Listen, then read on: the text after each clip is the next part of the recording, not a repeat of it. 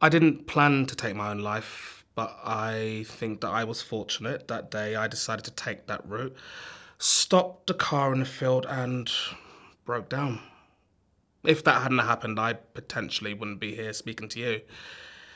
Those thoughts, they swirl around in your head and can get the better of you. You try to push on, but sometimes you need that release to realize that one, that you needed that, and two, everything had become overwhelming, and bottling it up is not the way forward.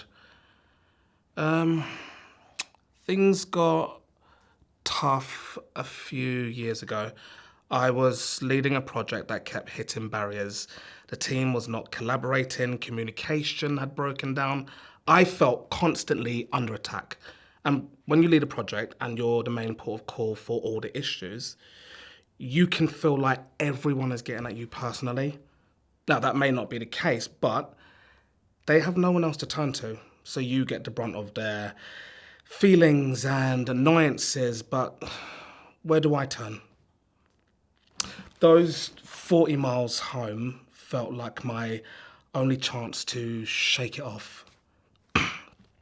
But I found myself thinking too much about the day, and when you're alone with your thoughts and there's no one there to regulate them or give you some comfort, then the cracks widened and started reaching into my personal life. I was dealing increasingly with dark thoughts.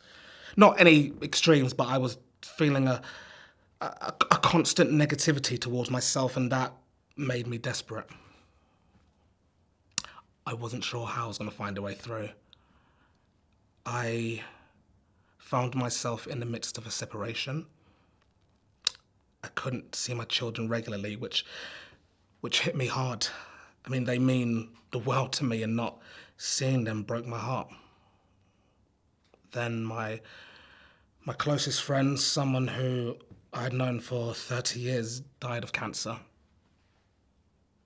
It felt like a gut punch, and I couldn't catch my breath for days, and I withdrew.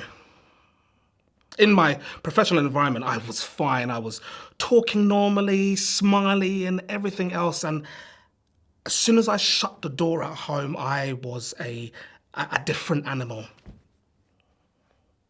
I didn't talk about it. I didn't have anyone I thought I could talk to about it. I felt truly alone when I was at home. I remember when it got the better of me. It was a cold night in early spring. I remember it really clearly. My mind was racing and I couldn't sleep. I got in the car the next morning. Things were spiraling in my brain constantly. They were just mounting and mounting and mounting.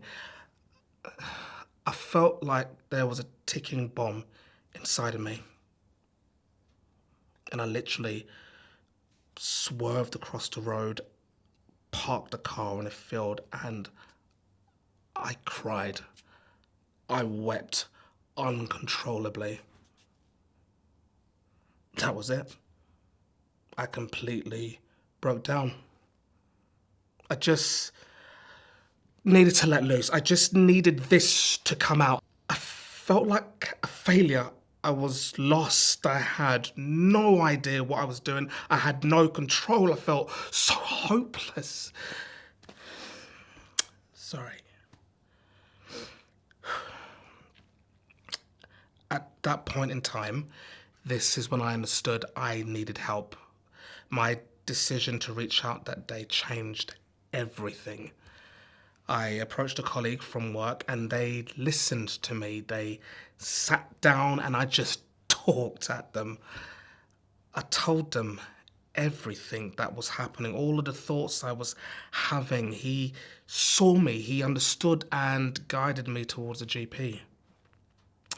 I was diagnosed with depression and anxiety.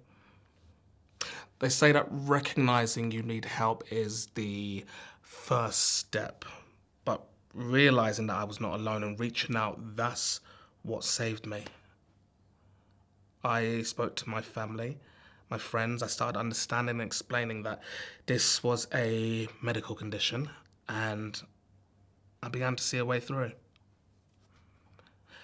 2 years on now, and I know I can't erase my past, but it's the past and I can leave it there. And today is about finding my happy right here, right now. I remember the surprise on my colleagues' faces when they heard what I'd been through, how dark the thoughts had become, and how lost I'd felt. It is true. Now, you may think it's obvious, but everyone around you is going about their day with their own constant monologue in their head, dealing with their own issues. And in my experience, it's not that people don't want to help, it's just we don't recognize the signs. So this is my story. My lesson that there is strength in being raw, open, and affected. And even on darker days, you are never alone. So break the cycle. Pay attention. Reach out. Open up. It's okay to not be okay.